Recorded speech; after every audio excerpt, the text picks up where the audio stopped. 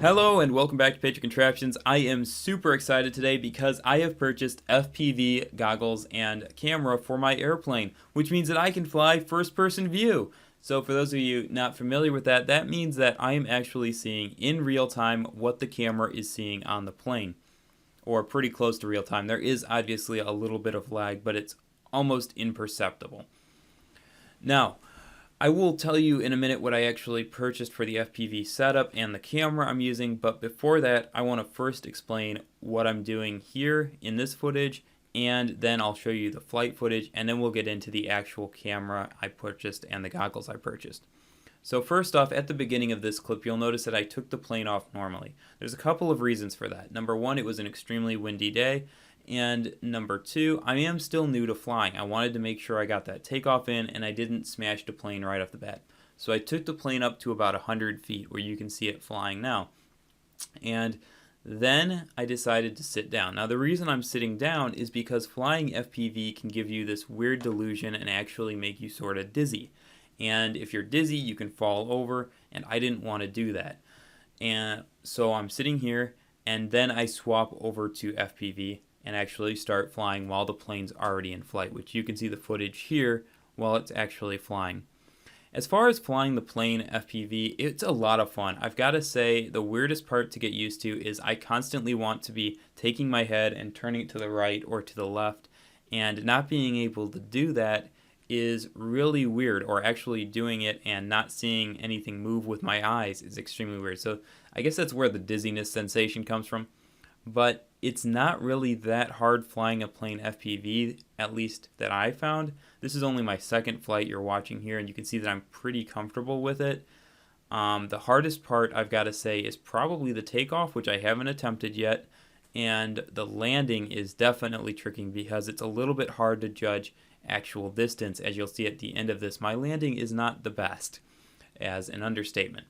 But that being said, it is a lot of fun. So what am I actually using here for my FPV setup? Well, the goggles actually came in at about $60, which isn't bad for FPV headsets. They are the ARRIS VR009 video headset. I'll also put this in the description below. And they're a 5.8 GHz headset with built-in 40 channels and 3-inch display. And I've got to say, people complain sometimes on the reviews about having a smaller display. This is a budget headset, and I'm not actually having that big of a deal with the display size. It fits me. I have a decently big head, and I can see just fine through these goggles. Maybe it's just that I'm not spoiled yet, but at any point, I have no reason to see anything wrong with this from a beginner standpoint. Now, moving on to the camera. For the camera, I'm using the WT03 Micro FPV AI0 600 TVL camera, which is also a 5.8 GHz camera. And if you go into the frequencies, you'll find that both of these, the camera transmits on the same frequencies as the headset. Also, this camera has a built-in antenna on it. Now, a built-in antenna is different than actually being able to take off and remove the antenna, which you'll have on some of the more expensive cameras. This camera came in at about $20.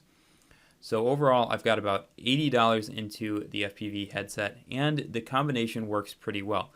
In the future, if I want to upgrade this, I can go and purchase the same type of the antenna as the camera has. So the camera has a Cloverleaf antenna, and the receiver has a linear antenna on it. Now, I could swap those linear ones out to a Cloverleaf in the future if I really want to. As far as power for the camera, that was one of the things that I had a lot of trouble with, and I ended up deciding to actually run power directly from the plane.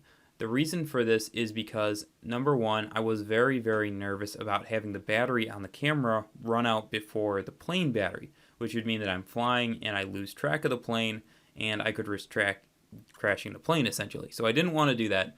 So instead I decided I'm going to run the camera off of the plane battery. That way, as long as the battery on the plane lasts, the camera will also be on. So no worries there. This camera, by the way, has a range of 3.5 volts to about 5.2 volts according to what I've read on it. So this is within the voltage range on the servos of the plane. So I'm actually running off the EC, splitting the wire from the EC. One wire is going to the servos and the receiver. The other wire is going to my camera. So there you have it. This is my FPV video. I hope you guys enjoyed it. If you have comments or questions for me, leave them in the section below.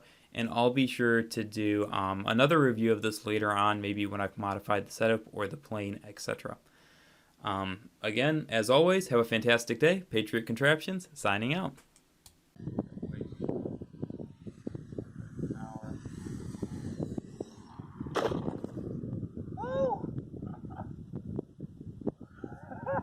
It's right there. I landed it. FPV landing right here. Check this out. Woo! Oh man, is it windy up there? That's so fun though. I highly recommend FPV. It's so cool.